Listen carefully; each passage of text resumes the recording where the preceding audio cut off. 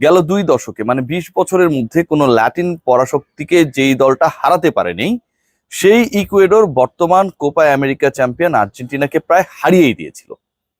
এমন একটা অবস্থা তৈরি হয়েছিল যেই সময়টায় শুধু ইকুয়েডর আপার হ্যান্ডে ছিলেন না, লিওনেল মেসি পেনাল্টি শুট আউটে ম্যাচ করানোর পর এক এক সমতায় শেষ হলো। যেহেতু কোপা আমেরিকায় ফাইনাল ছাড়া অন্য ম্যাচগুলোতে এক্সট্রা টাইমের কোনো ব্যাপার স্যাপার নেই, ইনজুরি টাইমের গোলে অর্থাৎ যোগ হওয়া যে সময়টা ছিল 90 মিনিটের পরে, সেটাতে সমতায় ফেরার পর ইকুয়েডর যখন ম্যাচ করালো টাই ব্রেকারে, লিওনেল মেসি তার নেওয়া শট মিস করলেন। পারেনকা শট শেষ পর্যন্ত জালে জড়াতে পারেন নাই এবং উপরেও মেরেছেন। আর্জেন্টিনার উপরে প্রেসার, এবং এই প্রেসারটা যখন ক্রিয়েট হয়, আমি জানি যারা আর্জেন্টাইন সমর্থক তাদের মধ্যে কিছুটা হলেও প্রেসার কমে গিয়েছিল। অর্থাৎ যখন অনফিল্ডে খেলা হচ্ছিল, যখন আর্জেন্টিনা 1-0 গোলে এগিয়েছিল, মনে হচ্ছিল 1-0 ব্যবধানে স্কোর লাইনে শেষ পর্যন্ত জয় পেয়ে সেমিফাইনালসে চলে যাবে আলভে সেলেস্তেরা, ঠিক যখন ওই যোগ হওয়া সময় 2য় মিনিটে সমতায় ফিরে ইকুয়েডর এবং ম্যাচ করায় টাই ব্রেকারে, আর্জেন্টাইন সমর্থকরা অনফিল্ডে খেলার থেকে বেশি প্রেসারলেস ছিলেন। টাই ব্রেকার মানে আর্জেন্টিনার টাই ব্রেকার, এবং সেটাতে হচ্ছে গোলবারে যখন থাকেন এমি মার্টিনেজ, তখন আসলে ব্যাপারটা ভিন্ন কিছু। সেটা সেই 2021-এর কোপা আমেরিকা ফাইনাল হতে পারে, সেটা হতে পারে গেল বিশ্বকাপে ফ্রান্সের বিপক্ষে তার বাধার দেয়াল হয়ে দাঁড়ানো, কিংবা সেটা হতে পারে চলতি কোপা আমেরিকায় যেই জায়গাটায় এসে আর্জেন্টিনা বিদায় প্রায় নিশ্চিতই হয়ে গিয়েছিল। দলের সবচেয়ে বড় তারকা পেনাল্টি মিস করে সেই বিদায়ের পথটা রচনা করে দিয়েছিলেন, ঠিক সেখানটায় চীনের দেয়াল হয়ে দাঁড়ালেন এমি মার্টিনেজ। এই এমিলিয়ানো মার্টিনেজ যদি না থাকতো, মানে আজকের ম্যাচ তো পরের হিসাব, সেমিফাইনালসে যত পরের হিসাব, একটু ক্যালকুলেট করে দেখুন লিওনেল মেসি, তিনি যে ফুটবল ইতিহাসের অন্যতম গ্রেটেস্ট ফুটবলার, বিশ্বকাপ জয়ের পরে সেই গ্রেটেস্টের তকমায় তিনিই সবচেয়ে বড় তারকা, এই যে একটা ডিবেটেবল সিচুয়েশন তৈরি হয়েছে, সেই ব্যাপারটা, সেই ট্যাগলাইনটাই তো আসতো না।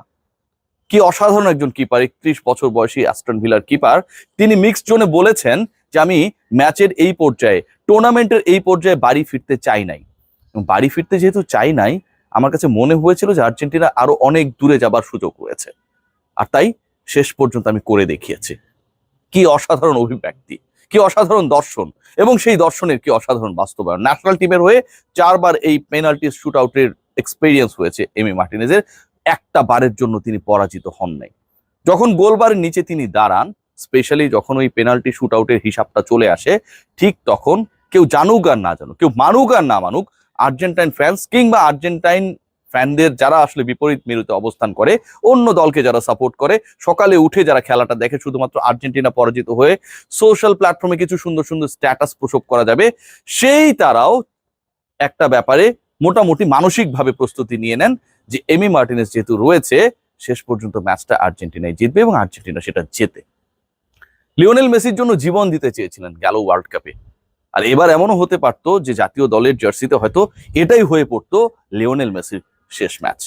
একজন ফুটবলার যখন দলীয় খেলায় শ্রেষ্ঠত্ব অর্জন করেন, এবং সেই দলীয় খেলাটায় যখন দলের আরো অন্য সদস্যদের ইনক্লুশন, তাদের রোলের প্রয়োজনীয়তা অনুভব করতে হয়, ঠিক সেই জায়গাটায় যখন একজন কিপার ম্যাচের পর ম্যাচ একজন গ্রেটকে গ্রেটেস্ট বানানোর ক্ষেত্রে, একজন মেসিকে মেসিয়া বানানোর ক্ষেত্রে অবদান রেখে চলেন, ঠিক তখন তাকে গ্রেটেস্ট এভার গোলকিপারদের যে শর্ট লিস্ট হয় সেখানটায় রাখতেই হয়। খেয়াল করে দেখবেন এই ম্যাচে কি পরিমাণ প্রেশার ছিল, এই ম্যাচে কি পরিমাণ আর্জেন্টিনা বাজে ফুটবল খেলেছে, এবং এই ফুটবল খেললে সেমিফাইনালে তারা পরাজিতও হয়ে যেতে পারে, এই ব্যাপার নিয়ে আসলে খুব বড় কোনো ডিবেট নেই। লিওনেল মেসি ফুল ফিট ছিলেন না, তার যে খেলার ধরন কোনোটাই মনে হয়নি যে আসলে মেসি সুলভ।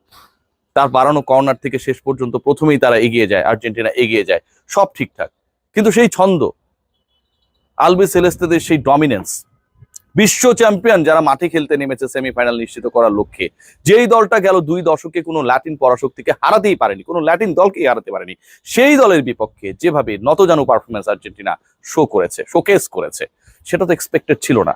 বল দখলের হিসাবটা আমি জাস্ট যদি আপনাদের বলি, 51% এবং 49%, এই যে ইকুয়েডর মাত্র 2%-এ পিছিয়ে, অথবা 1% বেশি হবার কারণে আর্জেন্টিনা 2%-এ এগিয়ে, এটা কি আসলে আর্জেন্টিনা ফুটবলের সাথে যায়?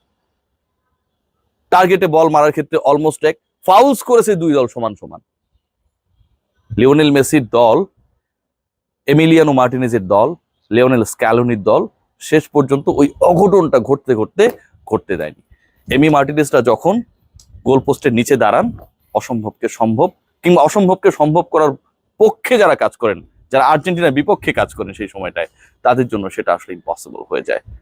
একজন গোলকিপার কত বড় অবদান রাখতে পারেন, একজন গোলকিপার কতটা গ্রেটেস্ট হতে পারেন, গেল 4-5 বছরে এমি মার্টিনেজের কৃতিত্ব, তার অবদান, তার বল রুখে দেয়া, এই ম্যাচেও প্রথম দুটা পেনাল্টি শুট আউট দুটাই রুখে দেয়, একটা ডানে একটা বামে, আসলে সেই ব্যাপারগুলোকে ইন্ডিকেট করে। সময় চলে যাবে, শতাব্দী চলে যাবে, এমি মার্টিনেজের এই যে বীরত্ব, লিওনেল মেসিকে গ্রেট থেকে গ্রেটেস্ট বানানোর যে প্রয়াস, এটা অক্ষয় থেকে যাবে। সবাই ভালো থাকবেন।